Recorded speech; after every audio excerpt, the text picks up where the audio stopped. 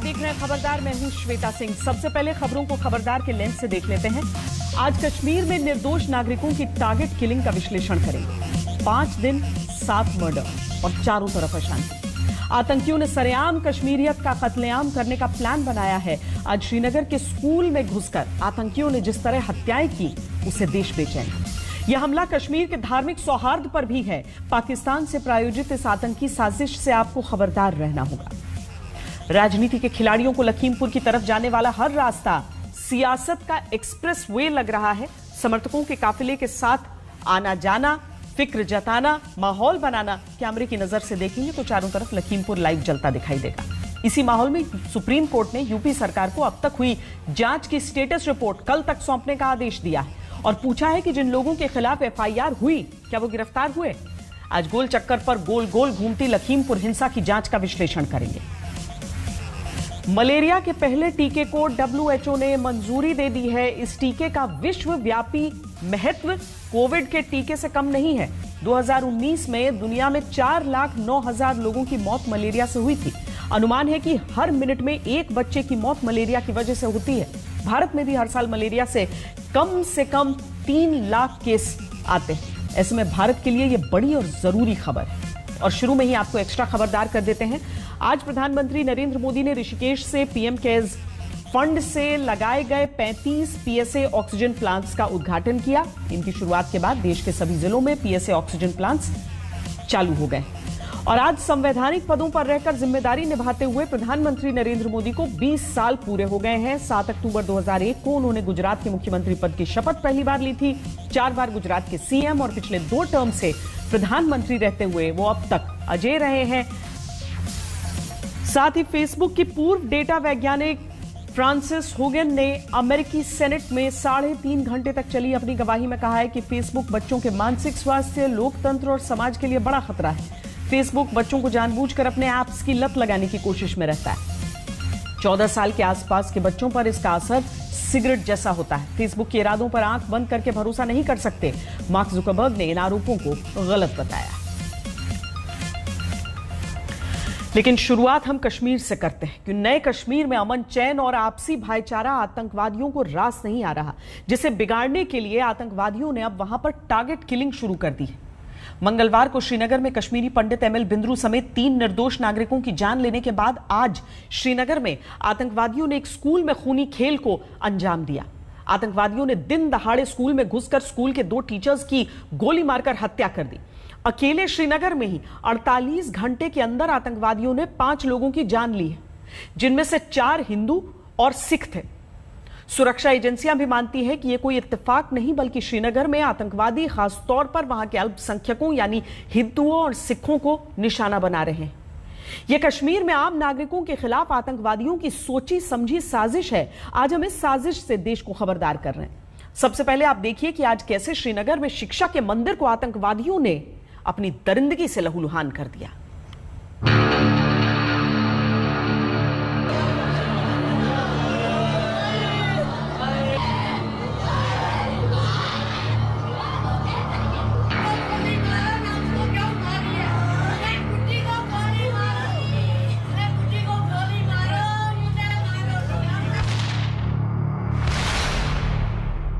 आज एक बार फिर कश्मीर का सुकून आतंकवादियों की गोलियों ने छीन लिया।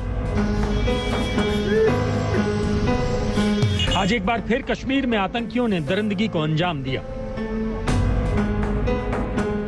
आज एक बार फिर अनपढ़ जाहिल आतंकवादियों ने खूनी वारदात को अंजाम दिया।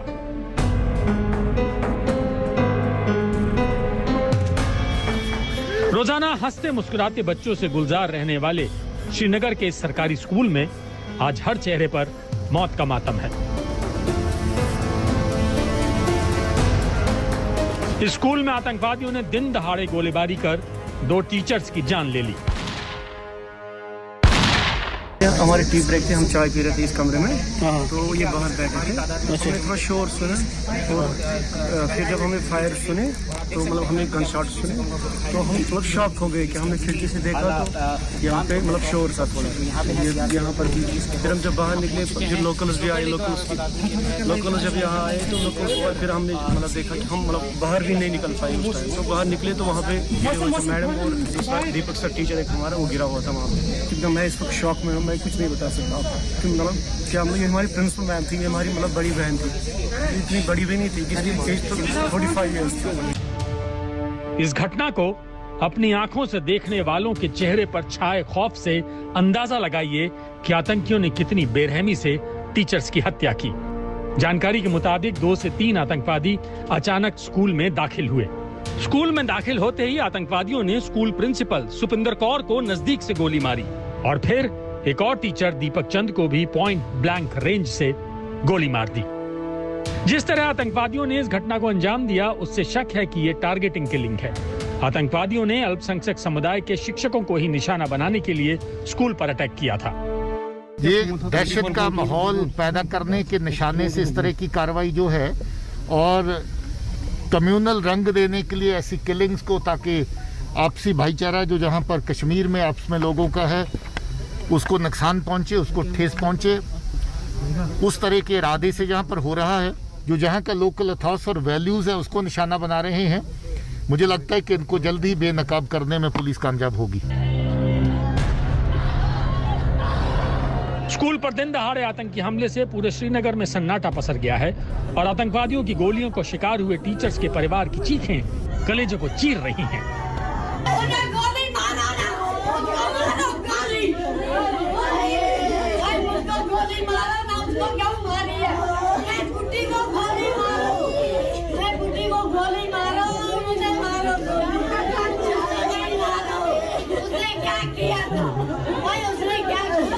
ये 50% अपनी पे गरीबों, यतीमों, मिस्किनों, राह चलते हुए को भी उस पे ही खर्च करते थे। कभी भी उन्होंने शिकवाया कुछ नहीं। एक मुसलमान लड़की, एक यतीम लड़की थी, उसे इसने गोद लिया था और हमारे घर उसको कहा कि 15,000 रुपये पर महीना मैं दूंगी, इसको आप पाले क्योंकि ये मोमडन लड़की है।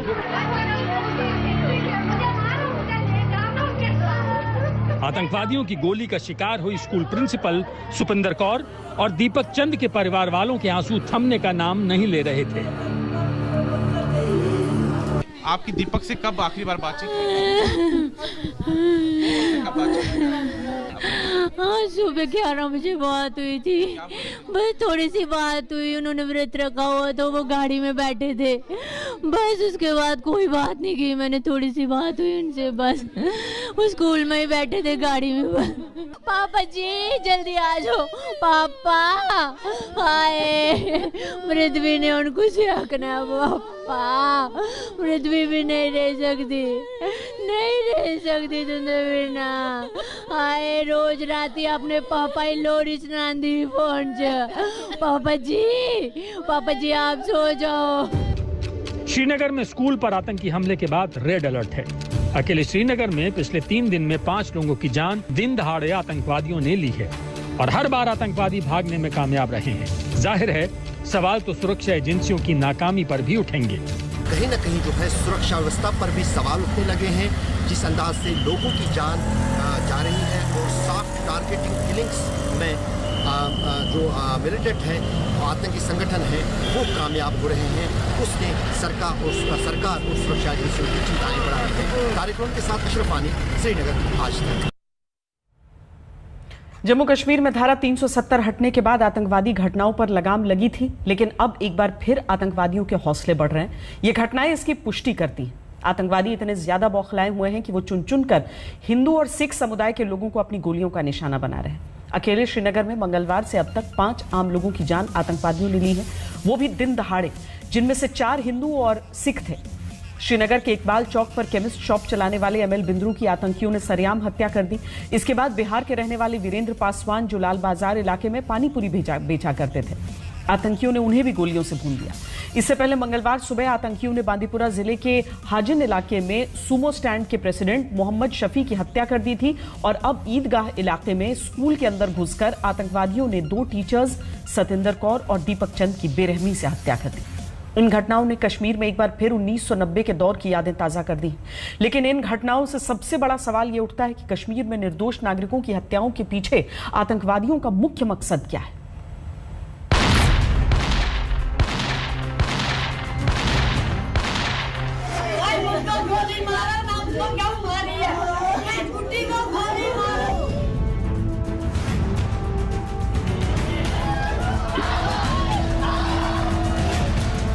ऐसा लग रहा है मानो कश्मीर में आतंकवादियों ने हिंदू मुस्लिम एकता को टारगेट करने की हिट लिस्ट बनाई है। अभी मंगलवार को ही 3 लोगों की हत्या से श्रीनगर दहल उठा था और अब स्कूल में घुसकर आतंकवादियों ने 2 अल्पसंख्यक समुदाय के लोगों के निर्मम हत्याकांड को अंजाम दे दिया। एक मूव जो चल रही है, ये मिलिटेंट, ये अपने कश्मीरी पंडित जो माइग्रेंट हुए थे 1990 में, उनको दोबारा बसाने की मुझे लगता है कि उसी के बल पर ये एक कोशिश की जा रही है कि इस मूव को फेल करने की, क्योंकि उनका जो विस्थापन हुआ था उसको वहां पर दोबारा स्थापित किया जा रहा है। लेकिन इस प्रकार की घटनाओं से कोई इस मूव को अफेक्ट होगा ऐसा नहीं है। ये आतंकवादियों की बौखलाहट ही तो है जो वो निर्दोष नागरिकों का खून बहाकर निकाल रहे हैं। ये बौखलाहट भारतीय सेना की कार्रवाई की है जो लगातार ऑपरेशन चलाकर आतंकवादियों को मौत के घाट उतार रही है और बदले में आतंकवादी निर्दोष लोगों की जानें ले रहे हैं। जम्मू कश्मीर में आतंकी इस साल 25 मासूम नागरिकों को मौत के घाट उतार चुके हैं। सबसे ज्यादा 10 हत्याएं आतंकियों ने श्रीनगर में की हैं। आतंकियों ने इस साल जिनकी हत्याएं की हैं उनमें 2 कश्मीरी पंडित और 1 सिख नागरिक शामिल हैं, जबकि आतंकवादियों ने 18 मुस्लिम नागरिकों की जान लेकर बता दिया है कि उनका निशाना कहां है। ये एक साजिश है कश्मीरी लोकल जो मुसलमान है उसको बदनाम करने के लिए। ये एक साजिश है जहां पर जो लोग अपना काम कारोबार करने के लिए, पेट भरने के लिए जहां पर बाहर से आते हैं उनको निशाना बनाने की। ये एक साजिश है ये दिखाने की कि कश्मीर में आपसी जो मेलजोल, जो आपस में जो लोगों का प्यार मोहब्बत जिसके साथ लोग रहते नहीं है। कश्मीर में 3 दिन के अंदर 5 नागरिकों की हत्या करके आतंकवादियों ने क्लियर मैसेज दिया है जिसे डिकोड करना कोई मुश्किल काम नहीं है। आज स्कूल में आतंकी हमले को अंजाम देने की जिम्मेदारी आतंकी संगठन TRF ने ली है। TRF यानी the resistance front Jammu Kashmir में धारा 370 हटने के बाद अस्तित्व में आया। TRF कश्मीर में लश्कर-ए-तैयबा का प्रॉक्सी है जिसके पीछे पाकिस्तान की सोची समझी साजिश है। कश्मीर में लश्कर और हिजबुल पर नकेल कसने के बाद पाकिस्तान ने TRF को खड़ा किया। खुफिया सूत्रों के मुताबिक हिजबुल, जैश, लश्कर और अल बद्र जैसे आतंकी संगठन अब TRF की मदद करते हैं। यानी ये संगठन इस वक्त कश्मीर में सभी पाकिस्तानी आतंकी संगठनों का प्लेटफॉर्म है और कश्मीर में आम नागरिकों की किलिंग का ठेका उसे पाकिस्तानी सेना और ISI ने दिया है। पार में जो एजेंसीज हैं पाकिस्तान में बैठी, उनके इशारों पर इस तरह की नकलो हरकत, इस तरह की साजिशें अंजाम दे रहे हैं ताकि कश्मीर को नुकसान में रखा जाए, कश्मीर में जो बढ़ते हुए अमन के जो कदम हैं उनको रोका जा सके। मुझे उम्मीद है कि हमारे लोग कश्मीर में रहने वाले इस साजिश को नाकाम करेंगे। हम लोग मिलकर इसमें काम करेंगे। इन दरिंदे पाकिस्तानी आतंकवादियों को इस जघन्य अपराध की भारी कीमत चुकानी पड़ेगी। कश्मीर में धारा 370 हटने का दर्द पाकिस्तान को सहन नहीं हो रहा, लेकिन दुनिया उसे भाव नहीं दे रही। ऐसे में पाकिस्तान ने कश्मीर को नफरत की आग में सुलगाने का जो प्लान बनाया है, हालिया आतंकी घटनाएं उसकी बानगी भर हैं। धारा 370 हटने के बाद जम्मू कश्मीर में गैर कश्मीरी मजदूरों की हत्याएं की गईं। छुट्टी पर घर गए सेना और पुलिस के जवानों की आतंकियों ने टारगेट किलिंग की। गैर मुस्लिम सरपंचों को निशाना बनाया गया। बीजेपी नेताओं पर हमले तेज हुए। सुरक्षा एजेंसियों के इनपुट भी दावा करते हैं कि अब आतंकियों की हिट लिस्ट में कश्मीरी पंडित और गैर कश्मीरी टॉप पर हैं, जिसका मुंहतोड़ जवाब आतंकवादियों की गोली का शिकार हुए कश्मीरी पंडित बिंद्रू की बेटी ने दिया है। Kashmiri Pandit, he will never die. You can just kill the body. Makhalnal Bindru will be alive in the spirit. And Mr. who shot my father dead while he was working, if you have the guts and courage, come in front and have a debate. Have a face-to-face debate with us. Then we'll see what you are. Kashmir में पाकिस्तान और आतंकवादियों की ये नई खूनी साजिश है, जिसे कश्मीर को समझना होगा उससे बचना होगा और आतंकवादियों के मंसूबों को नाकाम भी करना होगा। सुरक्षा बलों को भी यह सुनिश्चित करना होगा कि आतंकवादी फिर दोबारा कश्मीर में खूनी खेल को अंजाम न देने पाए। गृह मंत्रालय ने भी यहाँ पे हाई लेवल मीटिंग की, जहां पे अमित शाह ने security forces, NSA Ajit Doval से लेकर सीआरपीएफ और बीएसएफ के डीजी इसमें मौजूद थे, आईबी चीफ भी थे और रॉ चीफ भी थे। लेकिन सबसे बड़ी बात है कि अब भी अलर्ट जारी है कि किसी तरह से बीजेपी अपनी पार्टी और कई ऐसी पार्टीज पर अटैक हो सकते हैं, लेकिन अब निशाना माइनॉरिटीज पर भी है और उनको सुरक्षा देना अब सिक्योरिटी फोर्सेस की जिम्मेदारी बनती है, ताकि 1990 का दशक दोबारा दोहराया ना जाए। कैमरा पर्सन अशोक भनोट के साथ कमलजीत संधू, दिल्ली, आज तक। कश्मीर में पाकिस्तान और उसके पाले हुए आतंकवादियों के मन में कश्मीरी पंडितों की मौजूदगी से मची चिढ़ इतनी ज्यादा बढ़ गई है कि उसने अब उनकी टारगेट किलिंग शुरू कर दी है। वैसे 1990 के दशक के बाद से ही कश्मीरी पंडित आतंकवादियों के निशाने पर रहे। कश्मीरी पंडित संघर्ष समिति के अनुसार 15 मार्च 1989 से लेकर अब तक कश्मीर में 730 कश्मीरी पंडितों और हिंदुओं की हत्या हो चुकी है। तब से लेकर अब तक कश्मीर से 77,000 हिंदू और कश्मीरी पंडितों के परिवार यानी करीब 3 लाख लोग कश्मीर छोड़ चुके हैं। इस समय कश्मीर घाटी में 800 हिंदू और कश्मीरी पंडित परिवार रहते हैं।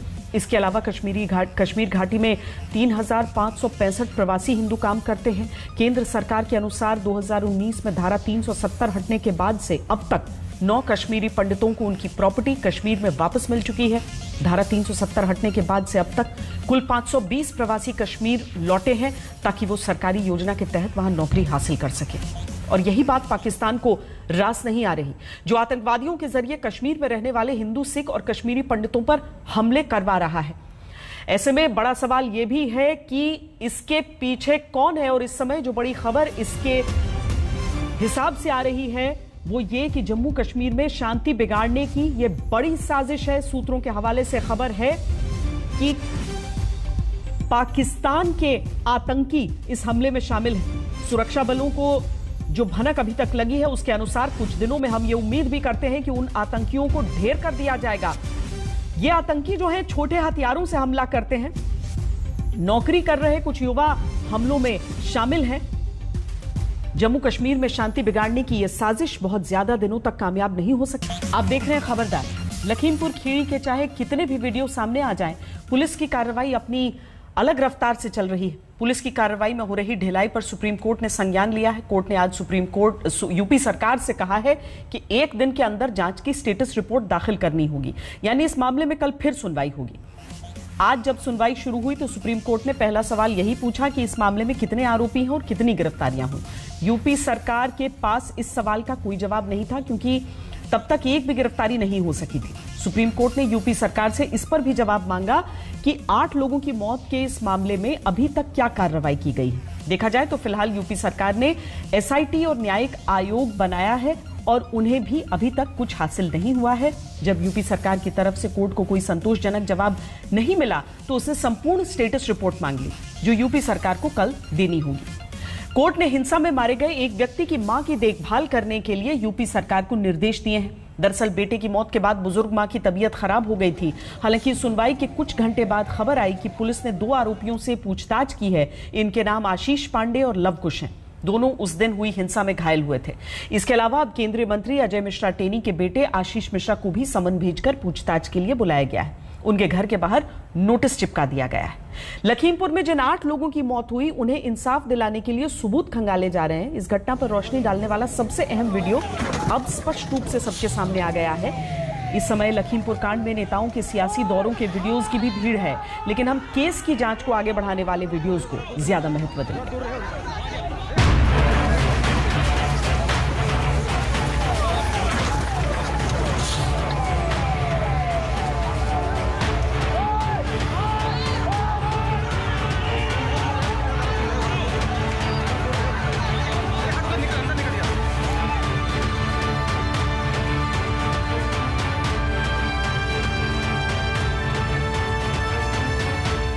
क्या ये कहा जाए कि आशीष मिश्रा भी फरार है? ये कह पाना लीगली तो जब तक कोर्ट से उसका प्रोसेस ना हो जाए। हम किसी अभियुक्त को, किसी आरोपी को फरार नहीं घोषित कर सकते हैं, लेकिन हाँ, उनको पकड़ने की कोशिश जारी है।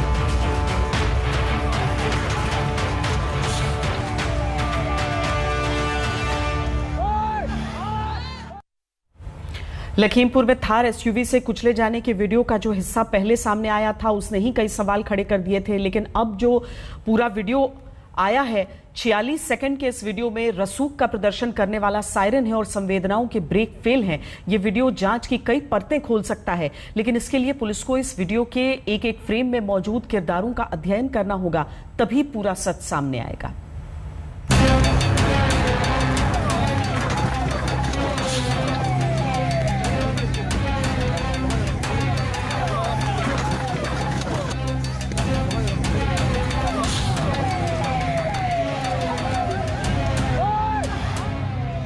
ये लखीमपुर खीरी का वो वीडियो है जिसकी हल्की सी झलक ने आपको बेचैन कर दिया था। ये उसी घटना की पहले से ज्यादा साफ तस्वीर है जिसमें चेहरे नजर आते हैं और चेहरों पर उभरी दहशत की लकीरें नजर आती हैं। 46 सेकंड का ये पूरा वीडियो इस घटना का ऐसा सबूत है जिसको नकारना संभव नहीं है। अब हम आपको इस वीडियो की वो बातें दिखाएंगे जो सिर्फ दर्शकों को ही नहीं, उन जांचकर्ताओं को भी देखनी चाहिए जिनसे उम्मीद की जा रही है कि वो इस घटना में मारे गए लोगों को इंसाफ दिलाएंगे। आने वाली मौत की भनक भी नहीं थी। सड़क पर बेफिक्र जा रहे थे किसान। कोई शोर शराबा नहीं था या कोई नारेबाजी नहीं, इसीलिए सायरन की आवाज सुनाई दे रही है। सायरन की आवाज जब तक समझ में आती तब तक एसयूवी बस एक कदम पीछे ही थी। इससे पहले कि कोई कुछ समझ पाता, इस थार एसयूवी ने इंसानों को कुचला और आगे बढ़ गई। चलाने वाले ने यह भी नहीं सोचा कि जिन्हें वो गाड़ी से कुचल रहा है वो कोई निर्जीव वस्तु नहीं, इंसान है। थार गुजरी तो पीछे से फॉर्च्यूनर भी आगे बढ़ी और उसके बाद सफेद रंग की स्कॉर्पियो कार भी। काफिला गुजरा तो सड़क पर लाशें, धूल का गुबार और चीख पुकार के अलावा कुछ नहीं था। 40 सेकंड के वीडियो के मात्र 10 सेकंड के हिस्से में तीनों गाड़ियों का कहर नजर आता है। गाड़ियों की रफ्तार कितनी तेज थी उसका अंदाजा वीडियो के इस हिस्से से लगाइए जिसमें पहली टक्कर हुई। इसके बाद जब गाड़ियां आगे बढ़ीं तो सड़क के किनारे नीचे की ओर लोग भाग रहे हैं। शायद टक्कर से कुछ लोग सड़क के किनारे गड्ढे में गिर गए थे। इस वीडियो के आखिरी हिस्से में भीड़ का गुस्सा है। टक्कर के बाद जैसे ही कार रुकी, लोगों ने उसमें तोड़फोड़ शुरू कर दी। वीडियो में यह गुस्सा नजर आता है। ये वीडियो लखीमपुर कांड का सबसे अहम सबूत हो सकता है, बशर्ते पुलिस इस वीडियो के एक एक फ्रेम की जांच करे। लखनऊ से कुमार अभिषेक, आज तक। 3 अक्टूबर को घटना हुई। पिछले 3 दिन से इस घटना से जुड़े वीडियोस देश के तमाम मोबाइल फोन्स में घूम रहे हैं। वहीं यूपी पुलिस के अधिकारी अपने नंबरों पर जनता से वीडियोस मांगते नजर आ रहे हैं। कुल मिलाकर इस मामले में पुलिस की जांच गोल चक्कर पर घूम रही है। गिरफ्तारी अभी दूर है और इंसाफ उससे भी दूर।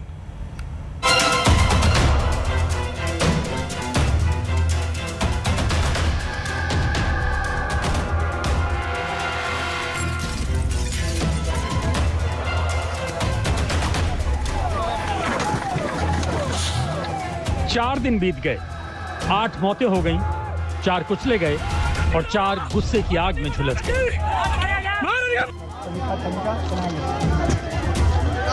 लेकिन गिरफ्तारी के नाम पर आर्यभट्ट के आविष्कार शून्य के अलावा कुछ नहीं मिल पाया है। 3 दिन पहले से ही हादसे और हिंसा से जुड़े वीडियो आए तो पुलिस ध्यान मुद्रा में चली गई। जब दबाव बढ़ा तो वीडियो मंगवाने के लिए नंबर जारी कर दिए और साक्ष्य मिलते ही जांच शुरू करने की बात कही। हमने लखनऊ रेंज की आईजी लक्ष्मी सिंह से एक सीधा सा सवाल पूछा कि इस मामले में क्या कार्रवाई हो रही है। अभी तक क्या कार्रवाई हो रही है, किस तरीके से इन्वेस्टिगेशन, और अभी तक कहाँ क्या क्या सबूत मिल पाए हैं, क्या हो रहा है? देखिए, विवेचना को पारदर्शी और निष्पक्ष तरीके से संपादित कराने के लिए एक अफसरों की कमेटी बनाई गई है जिसके द्वारा कार्य करना प्रारंभ कर दिया गया है। हमने एक नंबर, व्हाट्सएप नंबर जारी करके जनता से अपील की थी कि वो हमें इस संबंध में जो भी साक्ष्य हों वो उपलब्ध कराएं। कुछ साक्ष्य हमारे पास आए हैं और जनता से हम आगे भी अपील करते हैं कि हम इस तरह के साक्ष्य उपलब्ध कराएं। तो कमेटी द्वारा सभी का तकनीकी परीक्षण करवा के विवेचना में उसको सम्मिलित किया जाएगा। विवेचना, पारदर्शी, निष्पक्ष और संपादित, हिंदी भाषा के उत्कृष्ट शब्दों का चुनाव किया गया। लेकिन बात ऊपर से गुजर गई, कोई सीधा सरल अर्थ नहीं निकला। लखीमपुर खीरी में हुई घटना की एफआईआर में आशीष मिश्रा पर हत्या की धारा 302 के साथ साथ लापरवाही से हुई दुर्घटना की मौत की धारा 304A भी लगाई गई है। आशीष मिश्रा से पूछताछ के लिए पुलिस ने उन्हें समन जारी किया है। यानी पुलिस को नहीं पता कि आशीष मिश्रा इस वक्त कहां हैं। जब आशीष मिश्रा के बारे में सवाल पूछा जाता है तो अधिकारियों के सोच विचार का टाइम बढ़ जाता है, चुप्पी फैल जाती है, जवाब संभल कर आते हैं। क्या ये कहा जाए कि आशीष मिश्रा भी फरार हैं? ये कह पाना लीगली तो जब तक कोर्ट से उसका प्रोसेस ना हो जाए हम किसी अभियुक्त को, किसी आरोपी को फरार नहीं घोषित कर सकते हैं, लेकिन हाँ उनको पकड़ने की कोशिश चालू है। लखीमपुर की घटना के सबसे अहम वीडियो में दिखी थार एसयूवी आशीष मिश्रा की है और एक पूछताछ में यह दावा भी हो चुका है कि काली फॉर्च्यूनर और सफेद स्कॉर्पियो कार कांग्रेस नेता अखिलेश दास के बेटे अंकित दास की है। भैया वो अखिलेश दास के भतीजे हैं। अंकित दास, अखिलेश दास के। अच्छा, लखनऊ वाले जी। वो यहाँ आए थे जी। उन्हीं की गाड़ी थी जी, फॉर्च्यूनर थी। वो गाड़ी में थे वो जी, तुम भी थे उसी गाड़ी में। लेकिन अभी तक इनसे पूछताछ नहीं हुई है। इस मामले में 6 सदस्यों वाली एसआईटी का गठन किया गया है। इसके अलावा एक न्यायिक जांच भी बैठाई गई है जो हाई कोर्ट के रिटायर्ड जज प्रदीप कुमार श्रीवास्तव करेंगे और अगले 2 महीने में इसकी रिपोर्ट देंगे। लखीमपुर खीरी से संतोष कुमार, समर श्रीवास्तव के साथ कुमार अभिषेक, लखनऊ, आज तक। और अब खबरदार में समय है आपको एक खुशखबरी देने का। आज दुनिया की पहली मलेरिया वैक्सीन को मान्यता मिल गई है। वर्ल्ड हेल्थ ऑर्गेनाइजेशन ने इस वैक्सीन को मान्यता दी है। आपको जानकर आश्चर्य होगा कि मलेरिया दुनिया की सबसे पुरानी और जानलेवा बीमारियों में से एक है जिसकी अब तक कोई एक वैक्सीन नहीं थी, लेकिन वैज्ञानिकों की 30 साल की लंबी मेहनत के बाद मलेरिया की वैक्सीन तैयार कर ली गई है। सही मायने में आज मलेरिया जैसी बीमारी पर विजय दिवस मनाने का दिन है। इस वैक्सीन का नाम है मॉस्क्विरिक्स, जिसे मेडिकल की भाषा में RTSS भी कहा जाता है। ये recombinant protein based malaria vaccine है जिसे ब्रिटिश कंपनी ग्लैक्सो ने बनाया है। इस वैक्सीन के आने से भारत सहित आधी दुनिया ने राहत की सांस ली है, क्योंकि 2020 में आई वर्ल्ड मलेरिया रिपोर्ट के अनुसार 2019 में पूरी दुनिया में मलेरिया से 22 करोड़ 90 लाख लोग संक्रमित हुए थे और इनमें से 4,09,000 मरीजों की मौत हो गई थी। मरने वालों में 2,74,000 बच्चे थे जिनकी उम्र 5 साल से कम थी।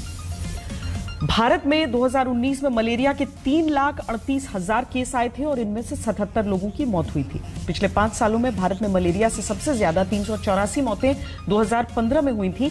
यानी जिस मच्छर को आप बहुत हल्के में लेते हैं वो असल मायने में बहुत भारी पड़ रहा है। वैसे भारत मलेरिया से हजारों वर्षों से लड़ रहा है। आयुर्वेद के सबसे प्रामाणिक ग्रंथों में से एक चरक संहिता में भी मलेरिया पर पूरा अध्याय लिखा गया है। आयुर्वेद में मलेरिया का जिक्र विषम ज्वर के रूप में मिलता है। आपको जानकर हैरानी होगी कि दुनिया की कई बड़ी हस्तियों की मौत मलेरिया से हुई है। इनमें एक नाम खोजी यात्री वास्को ड गामा का भी है, जिसे भारत में आने वाला पहला यूरोपियन यात्री कहा जाता है। आजादी के समय भारत की 35 करोड़ की आबादी में से 7.5 करोड़ लोग मलेरिया से पीड़ित थे। इसीलिए 1953 में भारत सरकार ने राष्ट्रीय मलेरिया नियंत्रण कार्यक्रम शुरू किया था, जिसके बाद 1958 में राष्ट्रीय मलेरिया उन्मूलन कार्यक्रम आया। अस्पतालों से लेकर नगरपालिका तक मलेरिया विभाग और अधिकारी नियुक्त किए गए। करोड़ों रुपए का फंड इस पर खर्च किया गया, लेकिन मलेरिया कभी पूरी तरह से खत्म नहीं हुआ। देश की अलग अलग सरकारों में मलेरिया की योजनाओं का नामकरण संस्कार चलता रहा, लेकिन मलेरिया मुक्त भारत अब तक नहीं बन पाया। आप ये सुनकर हैरान रह जाएंगे कि भारत में मच्छर भगाने वाले स्प्रे, कॉयल मैट्स और क्रीम का बाजार 3,000 करोड़ रुपए से ज्यादा का है और WHO के अनुसार दुनिया भर की सरकारों ने मिलकर 2019 में 20,000 करोड़ रुपए का फंड मलेरिया से लड़ने के लिए बनाया है। मच्छर से सभी परेशान रहते हैं। अब उम्मीद है कि मलेरिया की यह नई वैक्सीन इस बीमारी को हराने वाली साबित होगी। ये वैक्सीन किस तरह मलेरिया को आउट कर देगी, ये जानने के लिए हमारी रिपोर्ट को ध्यान से देखिए।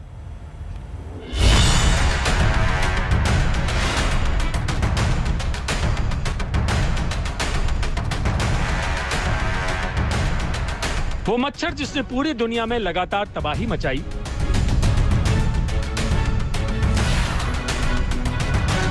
वो मच्छर जिसने लाशों के ढेर लगा दिए,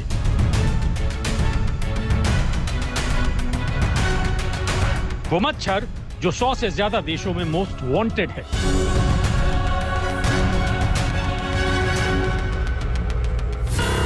वो अब बेअसर होने वाला है क्योंकि दुनिया की पहली मलेरिया वैक्सीन आ चुकी है। इस वैक्सीन के लगने के बाद मच्छर काटेगा तो सही, लेकिन उसका मलेरिया वाला असर बेअसर हो जाएगा।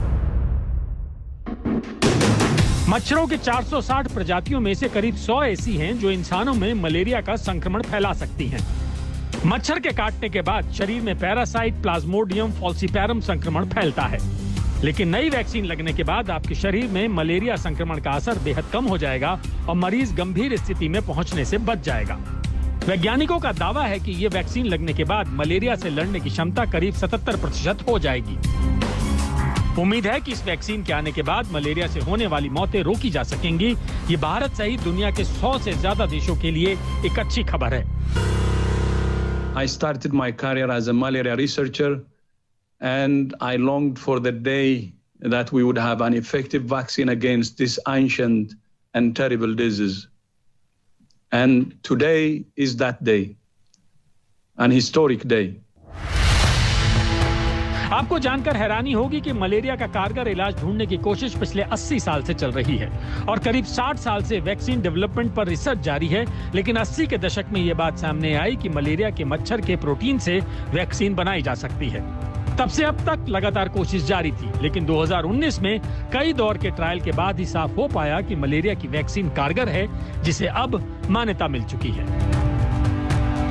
ये वैक्सीन मलेरिया से जान बचाने की दिशा में एक शुरुआत भर है, क्योंकि अभी इस वैक्सीन के कई और संस्करण आने बाकी हैं, क्योंकि जैसे जैसे शरीर में मलेरिया का स्वरूप बदलेगा, वैसे वैसे वैक्सीन का रूप भी बदलना होगा।